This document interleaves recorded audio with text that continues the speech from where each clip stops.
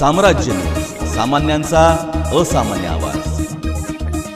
पावसाळा तसेच महापुरासारख्या आपत्तीजनक परिस्थितीत राज्यात शिधापत्रिकेवरील 3 महिन्यांचे अर्थात ऑगस्टपर्यंतचे धान्य जूनमध्येच देण्याचा निर्णय केंद्र सरकारने घेतल्याने रेशन कार्डधारकांनी जूनमध्ये आपल्या हक्काचे 3 महिन्याचे धान्य एकत्रित घेऊन जावे असे आवाहनही करण्यात येत आहे।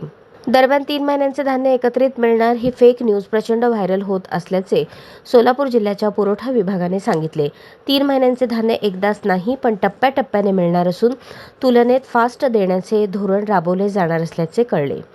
तब्बल 3 महिन्यांचे मोठ्या प्रमाणात येणारे धान्य साठवण्यासाठी सोलापूर जिल्ह्यातील कोणत्याच दुकानदाराकडे पुरेशी जागा उपलब्ध नाही। त्यामुळे 3 महिन्याचे धान्य दुकानदाराने एकत्र उचलणे आणि लाभार्थ्यांना एकत्रित 3 महिन्याचे धान्य वितरित करणे हे अव्यवहार्य आहे हे लक्षात घेऊन सोलापूर जिल्ह्याच्या पुढे 3 म्हणजे धान्य वाटपासाठी एकदाच मागणी देण्याची मागणी बाजूला करून तातडीने धान्य उचलण्याबाबत कळवले आहे।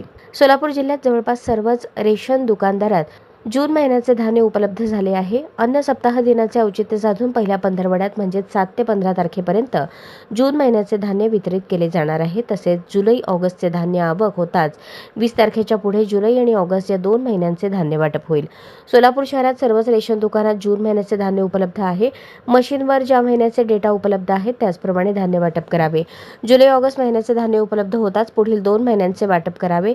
एकंदरीत 30 जूनपर्यंत 3ही महिन्यांचे धान्य वाटप होणे अपेक्षित आहे।